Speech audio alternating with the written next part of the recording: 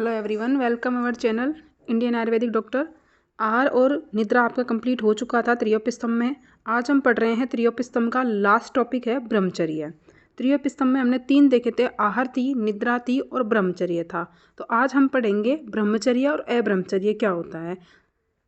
देखिए, ब्रह्मचर्य जो है इसकी अलग अलग आचार्यों के अकॉर्डिंग अलग अलग डेफिनेशन है, इसके अलग अलग मत होते हैं। कि कोई आचार्य मानता है कि ब्रह्मचर्य का मतलब होता है उपस्थेंद्रिय जो होती है मैथुन नहीं करना और उसका संयमन करना और वीर्य की रक्षा करना। लेकिन कई आचार्य मानते हैं कि गृहस्थ जीवन का पालन करना और गृहस्थ जीवन का मैथुन का सम्यक प्रयोग करते हुए पालन करना ही ब्रह्मचर्य है। तो ये कुछ परिभाषाएं हैं। यहाँ से क्वेश्चन सिर्फ 2 नंबर में आएगा तो, लेकिन निद्रा से क्वेश्चन 10 नंबर में आता है। और आगे सिर्फ अभी तक इस पेज में अगर क्वेश्चन देखते हैं तो सिर्फ 2 नंबर में डेफिनेशन लिख के आनी है आपको। आप दोनों डेफिनेशन लिख के आना, लेकिन ठीक है। पढ़ते हैं। ब्रह्मचर्य का अर्थ बताया गया है कि इंद्रियों का नियमन। कौन सी इंद्रिय? उपस्थेंद्रिय का नियमन करना और मन के अंदर शुभ भाव जो ब्रह्म ज्ञान के अनुकूल होते हैं उनका ग्रहण करना। यानी कि ब्रह्म ज्ञान का मतलब कि ईश्वर की भक्ति करना, ब्रह्म ज्ञान के अनुकूल जो बताए गए हैं मन के शुभ भाव उनको ग्रहण करना ब्रह्मचर्य है। ये परिभाषा रहने दीजिएगा। दूसरी परिभाषा देखते हैं। ब्रह्मचर्य का अर्थ मुख्य रूप से उपस्थेंद्रिय जो होती है उसका संयमन करना, अर्थात मैथुन का सम्यक प्रयोग करना, उसका कंट्रोल करना ही क्या कहलाता है? ब्रह्मचर्य कहलाता है। एक परिभाषा तो ये है। दूसरी परिभाषा बताई गई है कि कर्म, मन और वचन सभी अवस्थाओं में मैथुन का हमेशा के लिए त्याग कर देना ब्रह्मचर्य है। दूसरी परिभाषा ये है। तीसरी परिभाषा बताई गई है कि मैथुन का सम्यक प्रयोग करना। आयुर्वेद में बताया गया कि ब्रह्मचर्य मैथुन का सम्यक प्रयोग करना है, अर्थात गृहस्थ जीवन का पालन करते हुए मैथुन का सम्यक प्रयोग करना क्या कहलाता है? ब्रह्मचर्य कहलाता है। और ये वाला जो ब्रह्मचर्य है कि मन से, कर्म से और वचन से हमेशा के लिए मैथुन का त्याग कर देना, ये किन लोगों के लिए है? ये है साधु, सन्यासी और महापुरुषों। इनके लिए होती है ये वाली ब्रह्मचर्य की परिभाषा। उनको इनका पालन करना चाहिए। लेकिन एक गृहस्थ जीवन के मनुष्य को ब्रह्मचर्य की कौन सी डेफिनेशन का पालन करना होता है? ये कि उपस्थेंद्रिय पर संयम रखते हुए, यानी कि सम्यक मैथुन करते हुए क्या करना? गृहस्थ जीवन का पालन करना। ये 2 डेफिनेशन है, आपको याद करनी है। उसके बाद देखते हैं, यदि जनसाधारण जो है मैथुन से सर्वथा त्याग कर देंगे। उन्होंने फिर इस परिभाषा का बताया कि आप कह रहे हो कि हमेशा के लिए त्याग कर दो मन से, वचन से, कर्म से। अगर ऐसा हुआ, लोगों ने ऐसा किया कि वो सर्वथा त्याग कर देंगे, तो जो शुक्र वेग धारण जन्य, आगे हम नेक्स्ट टॉपिक हमारा यही है रोगान उत्पादीय अध्याय, उसके अंदर वेग धारण करने के कारण जो रोग हो रहे हैं उनके बारे में बताया गया है। तो शुक्र वेग के धारण करने से जो रोग होंगे वो हो जाएंगे। व्यक्ति मानसिक रोग से ग्रसित होगा, डिप्रेशन में चला जाएगा और अन्य रोग होने की संभावना है। ये बताया गया है इसका कारण है कि अगर ऐसा हुआ तो ये होगा। मैथुन नहीं करेगा तो उसे प्रमेह हो जाएगा, मेद की वृद्धि होगी शरीर में और शरीर के अंदर क्या होगी? शीतलता उत्पन्न हो जाती है। अब बताया गया है कि मैथुन के 8 अंग या फिर ब्रह्मचर्य के 8 अंग कौन से होते हैं। स्मरण करके मैथुन करना या ब्रह्मचर्य का पालन करना, कीर्तन करते हुए, आपस में बातचीत करते हुए, केली यानी मैथुन से पूर्व क्रियाकलाप करना, उन सब के द्वारा करना, प्रेक्षण करना यानी किसी को देखते हुए करना, गुह्य भाषण यानी गुप्त बातें करते हुए, या फिर मैथुन के लिए इच्छा करना, संकल्प लेना। ये हैं 6। 2 और हैं।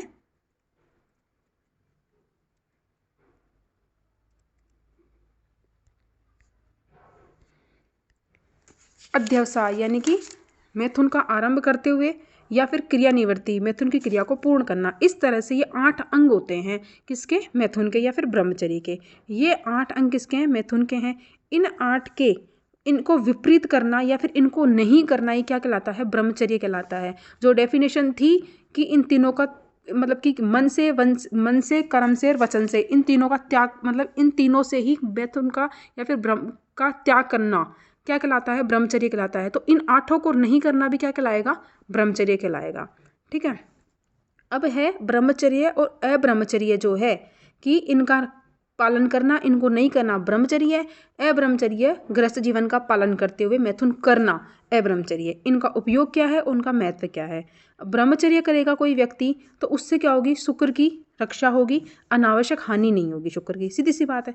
क्योंकि शरीर की सार धातु कौन सी होती है, सबसे लास्ट में कौन बनता है, शुक्र बनता है। तो मेन जो सार धातु जो होती है वो शुक्र ही मानी जाती है। और इसके क्षय को रोकने से क्या होगा, आयु का लाभ होगा, आपकी आयु बढ़ेगी। क्योंकि आपके शरीर का शुक्र जो है, सार है, वही खत्म नहीं होगा, वो उसका क्षय नहीं होगा, तो क्या होगी, आयु बढ़ेगी। ये इनका मानना था आचार्य का।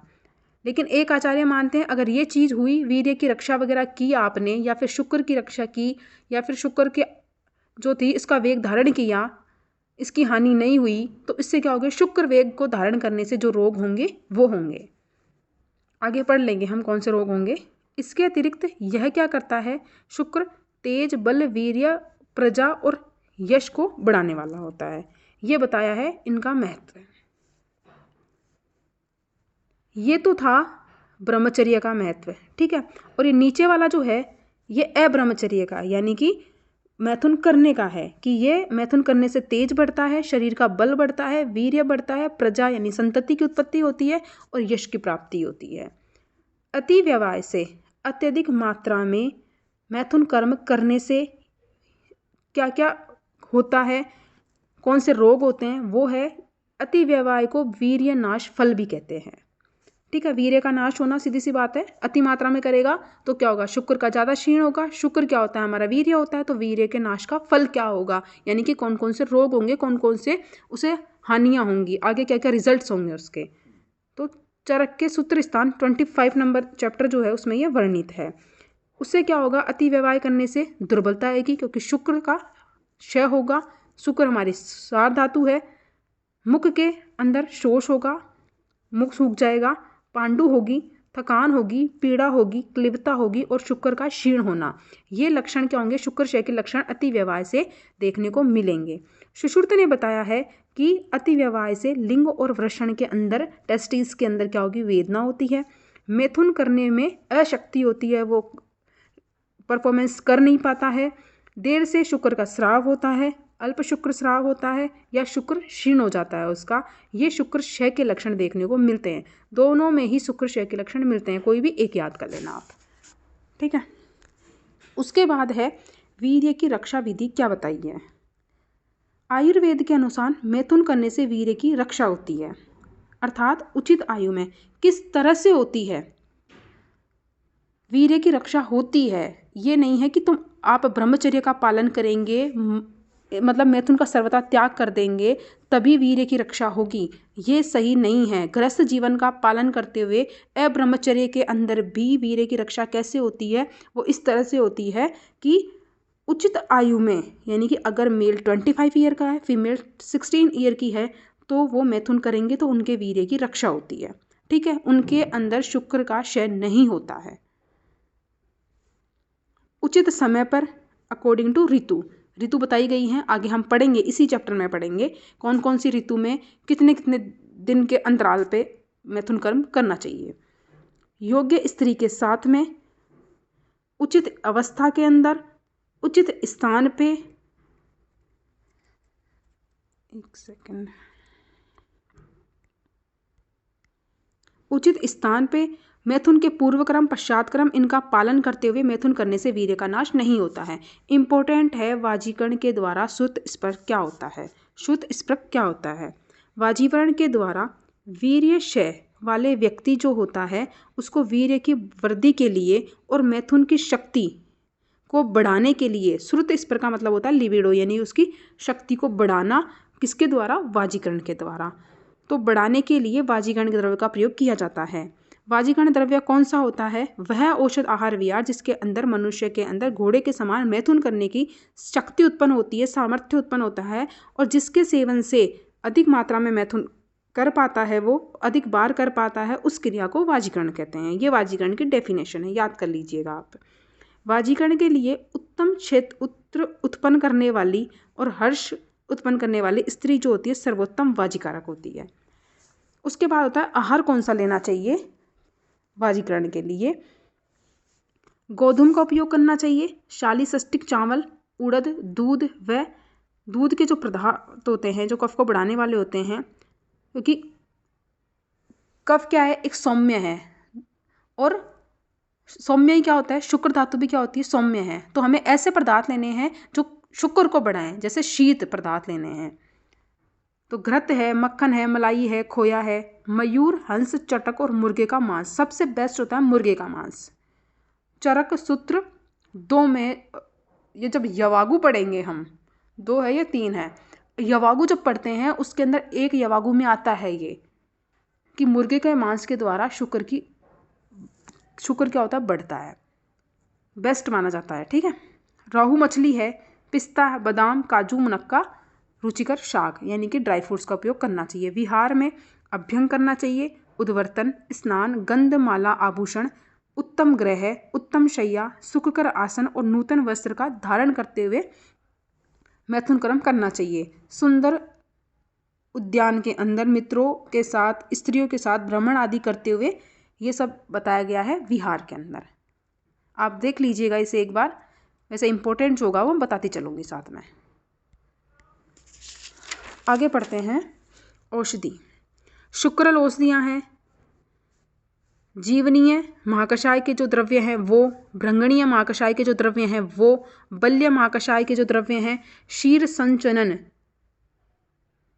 स्तन्य शोधन और स्तन्य जनन जो महाकषाय हैं वो, क्योंकि शुक्र दोनों में होता है ना, स्त्री और पुरुष, तो उनके लिए इन वर्गीय औषधियों का उपयोग करना चाहिए। स्वर्ण भस्म का, रस सिंदूर का, मकर ध्वज का, ताल मखाना, मूसली का सेवन, सेमल की गोंद का सेवन, प्रवाल, भांग, गांजा और धतूरे का सेवन करने से क्या होता है, शुक्र का वर्धन होता है।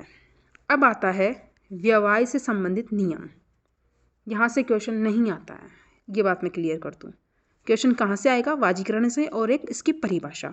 आज तक यहाँ से क्वेश्चन नहीं आया है, लेकिन पढ़ना तो पड़ेगा, सिलेबस में है इसलिए अपने को।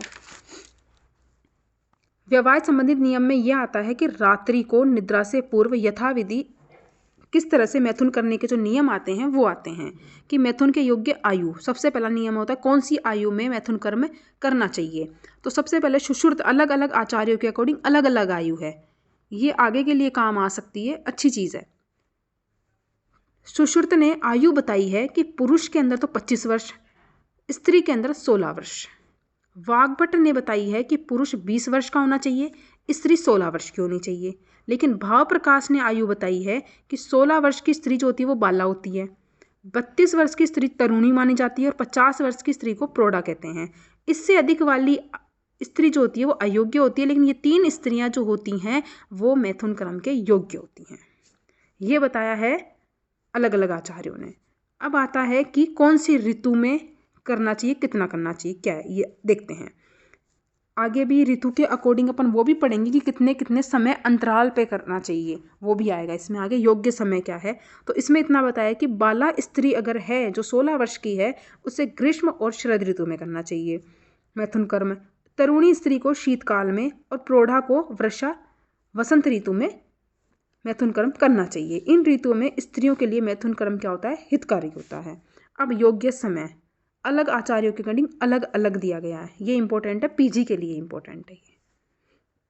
आचार्य सुश्रुत ने बताया है कि सभी ऋतुओं के अंदर 3-3 दिन के अंतराल पर मैथुन कर्म करना चाहिए, लेकिन एक ग्रीष्म ऋतु में 15-15 दिन के अंतराल पर संभोग कर्म करना चाहिए। ये आचार्य सुश्रुत बोलता है कि सारी ऋतुओं में तो 3-3 दिन का गैप और ग्रीष्म ऋतु में 15 डेज का गैप, ये बताया है आचार्य सुश्रुत ने। लेकिन आचार्य चरक जो है वो अलग अलग ऋतुओं के हिसाब से अलग बोलता है। इन्होंने सिर्फ 2 ही विभाग किए हैं ऋतुओं के, ज़्यादा विभाग नहीं किए हैं। आचार्य चरक देखो अलग अलग ऋतुओं में अलग अलग बताएगा। शिशिर और हेमंत शीतकाल की ऋतु है, तो इच्छानुसार।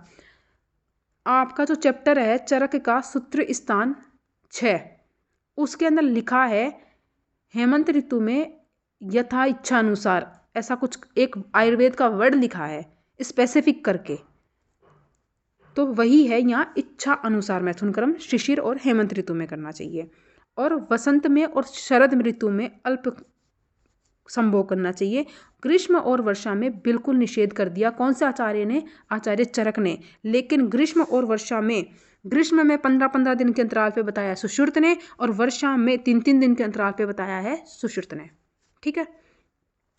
मैथुन को स्त्री के साथ में ऋतुकाल में मैथुन करना चाहिए, न कि रजस्वला स्त्री के साथ में करना चाहिए। अब कब करना चाहिए? शीतकाल के अंदर तो रात्रि में, जैसे कि शिशिर और हेमंत है।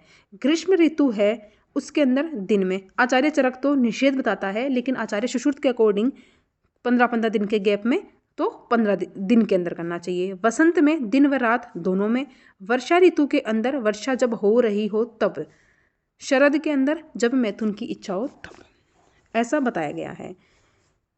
व्यक्ति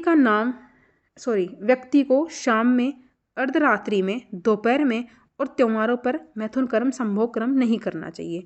अब है मैथुन की योग्य स्त्री कौन होती है? जो रूपवती हो, गुणवती हो, अच्छे कुल में जन्मी हो, चरित्रवान हो और मैथुन की इच्छा रखती हो और अलंकृत हो आभूषण से, वो जो होती है वो योग्य बताई गई है। अब अयोग्य कौन होती है? जो रजस्वला हो, मैथुन की इच्छा जिसकी ना हो, मलिन हो, अप्रिय हो, ऊंचे वर्ण की हो, वृद्ध हो, रोगी हो, अंगहीन हो, गर्भवती हो, द्वेष करने वाली हो, जिसके वेजाइनल डिसऑर्डर हो, समान गोत्र वाली हो, गुरु की पत्नी दूसरे पुरुष की पत्नी हो, सन्यासिनी हो वो खुद, अयोनि हो, त्रियक योनि है, या फिर मतलब कि दूषित योनि है, इन सब के साथ में मैथुन कर्म नहीं करना चाहिए। यानी कि जो भी है, अगर एक फीमेल के अंदर डिसऑर्डर्स हैं किसी भी तरह का, तो उसके अंदर मैथुन कर्म नहीं करना चाहिए।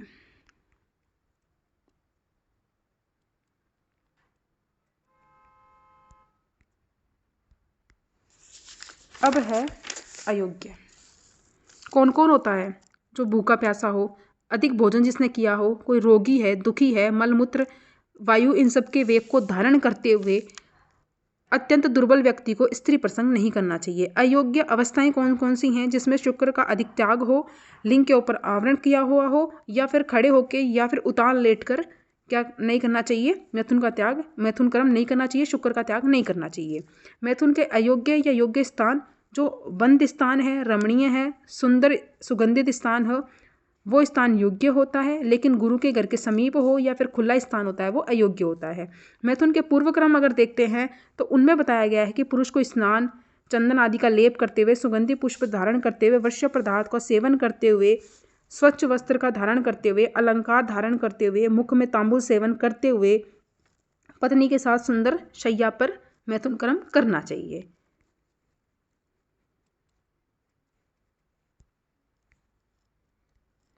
फिर आती है गर्भाधान की विधि। पुरुष जो है उसे वृश्य आहार लेते हुए विधि पूर्वक रात्रि को मैथुन कर्म करना चाहिए। पुत्र की अगर अभिलाषा है तो रज के प्रारंभ होने के 4, 6, 8 और 10 और 12 विषम अंगों में, इनमें मैथुन करना चाहिए। और उत्तरोत्तर ऐसा करने पर उत्तरोत्तर आयुष्य, आरोग्य, सौभाग्य, ऐश्वर्य और बल से युक्त बालक यानी कि पुत्र की प्राप्ति होती है। अगर विषम दिनों में वो संभोग करते हैं पुत्री की, तो क्या होती है? पुत्री उत्पन्न होती है। तो पुत्री की इच्छा जिस दाम्पत्य को होती है उन्हें 5, 7, 9, 11 इन तिथि के अंदर मैथुन कर्म करना चाहिए।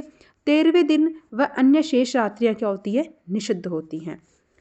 पश्चात कर्म में क्या करना चाहिए? शर्करा से युक्त दूध का पान करना चाहिए। इक्षु रस से परे पदार्थों का सेवन करना चाहिए, क्योंकि शुक्र का क्षय हो जाता है, इसलिए शुक्र को बढ़ाने के लिए इन सब का सेवन किया जाता है। शीतल वायु का, मांस रस का, निद्रा आदि का सेवन करना चाहिए। बीजपुर की पत्तियों के चूर्ण को शहद के साथ चाटने से क्या होता है कि वायु का शमन होता है और व्यक्ति को सुखकारक निद्रा आती है। ये था आपका ब्रह्मचर्य। यहीं आपका त्रियोपस्तंभ समाप्त होता है।